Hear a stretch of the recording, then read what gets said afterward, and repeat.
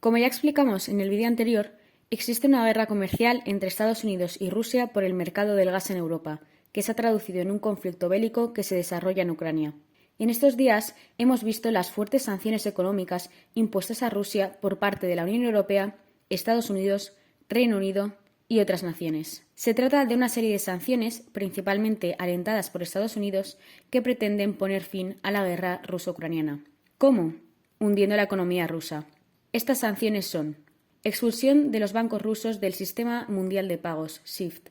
Las entidades rusas quedan aisladas del sistema financiero, no pudiendo operar globalmente. Curiosamente, se excluye de esta sanción los pagos en materia de energía, porque muchos países han tenido que seguir comprando el gas a Rusia. Prohibición al Banco Central ruso de disponer de sus reservas líquidas. Para que lo entendamos, las reservas líquidas son las divisas en dólares, euros y otras monedas que no son el rublo, lo que le imposibilita las importaciones que necesita su economía para funcionar. Congelación de sus inversiones en el extranjero. Restricción del acceso de Rusia a los mercados y servicios financieros y capitales. Prohibición de la venta de tecnología a Rusia, no solo la que se pueda destinar a fines militares, sino también aquella necesaria para la producción petrolera y espacial. Imposición de sanciones a las principales empresas rusas. Una de ellas es la famosa Gazprom. Imposición de las sanciones con nombres y apellidos, que alcanzan a Vladimir Putin, sus ministros, los miembros de la Duma, funcionarios, diplomáticos, empresarios, millonarios rusos, extendiéndose incluso a sus familiares y allegados. Estas sanciones afectan a los bienes, cuentas, empresas y demás activos que tienen en el extranjero, como a sus propias personas, a las que se les priva de su libre movimiento, obtención de visados, etc. Este tipo de sanciones choca directamente con los derechos constitucionales de los países de la Unión Europea, que reconocen como derecho fundamental el derecho a la propiedad privada. Se han incautado incluso casas, yates. Asimismo, contraviniendo las legislaciones vigentes de protección de datos, se han publicado datos personales, participaciones en las multinacionales, empresas y listas de bienes. La seguridad jurídica que brindaban los ordenamientos de los países europeos en los que residían no les ha salvado de esa caza de brujas en que se ha convertido este régimen sancionador, que les convierte en presuntos culpables únicamente por el hecho de tener la nacionalidad rusa. Otra sanción ha sido el veto del espacio aéreo a todo avión ruso, tanto privado como comercial. Estas sanciones no solo han sido impuestas por países de la Unión Europea o Estados Unidos, sino también por otros como Japón, Corea del Sur, Australia, Canadá o incluso Suiza, que suele mantenerse al margen de este tipo de conflictos. Las sanciones a los empresarios rusos se justifican en la sospecha de que puedan colaborar con el gobierno de su país. No ha importado que algunos hayan manifestado su oposición a la guerra o su origen ucraniano. Esta persecución ad personam, lejos de reducir el conflicto, puede contribuir a exacerbarlo y dar un paso a una tercera guerra mundial. Si la idea de los padres fundadores de la Unión Europea era que el bienestar económico serviría para el mantenimiento de la paz en Europa, el cerco económico y hundimiento financiero de Rusia aboca a una gran guerra. Teóricamente se pretende conseguir la paz en Ucrania, pero la experiencia dice lo contrario. Tras la Primera Guerra Mundial, cuando Alemania perdió, se le impusieron unas sanciones tan extremas que condujeron a la Segunda Guerra Mundial. Por tanto, deprimir económicamente a un país lo que hace es exacerbar los odios y las diferencias, radicalizando su respuesta frente a un enemigo externo que les quiere hundir en la miseria. Otra cuestión a abordar es el tema de si toda intervención ilícita de un país a otro debe acarrear sanciones económicas por parte de la comunidad internacional. La respuesta es un no.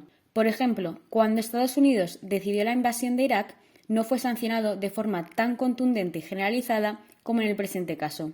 Nadie defendió que atacar a la economía americana era el único medio para salvaguardar la paz en el mundo y restaurar la soberanía iraquí. ¿Cuál es la diferencia con Ucrania? La diferencia es que en Irak, Estados Unidos es el invasor y no existe un país que pida que se le apliquen sanciones económicas. Las conclusiones. La globalización ha producido que las economías estén interconectadas y la rusa no es una excepción. Si las sanciones provocan destrucción de la economía rusa, las economías de la zona euro se verán afectadas, dándose la paradoja de que las sanciones impuestas a Rusia por Europa la perjudican directamente. Estados Unidos ha tenido una clara hegemonía en el sistema financiero internacional, que con la globalización, la creación del euro y el resurgir de China ha empezado a retroceder, y es algo que Estados Unidos quiere evitar a toda costa. Rusia realmente es una bisagra entre Europa y Asia.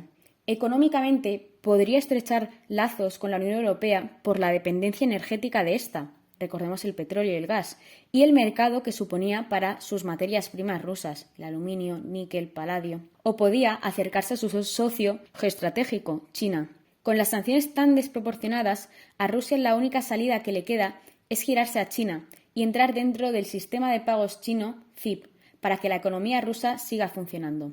Este panorama no es el deseable para la economía europea. Sin embargo, es lo que ocurrió en 2014 por las sanciones impuestas por la anexión de Crimea. El comercio chino-ruso desde entonces se duplicó.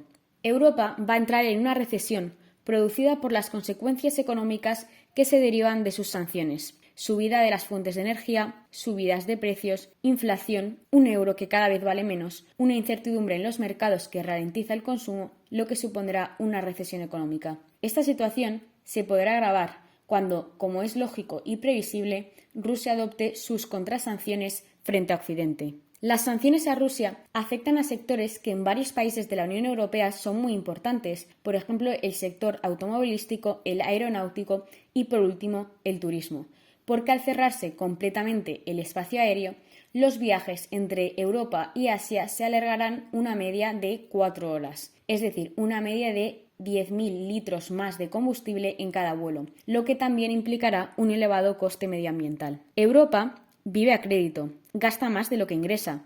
Sin embargo, Rusia tiene un endeudamiento en torno al 20% y cuenta con unas reservas de oro, que es un valor refugio, muy importantes, por lo que Rusia tiene mayor capacidad de resiliencia ante el aislamiento financiero que Europa. Para terminar, podemos afirmar que estas sanciones diseñadas por Estados Unidos constituyen un sistema punitivo para mantener la hegemonía del dólar en el sistema financiero internacional. Antes de lanzarse a adoptar unas sanciones tan extremas y sin precedentes en la historia, la Unión Europea debería haber tenido en cuenta el impacto en la economía de sus países y nunca haber caído en el exceso y en la falta de proporcionalidad que solo exacerban las hostilidades en lugar de apaciguarlas. Pedro el Grande dijo que San Petersburgo era una ventana de Rusia en el Báltico hacia Occidente. Lamentablemente, Europa, al sumarse sin reservas a estas sanciones tan extremas, ha hecho que Rusia cierre esa ventana para abrir otra a China. En la guerra de Ucrania, el dólar y el yuan serán los ganadores.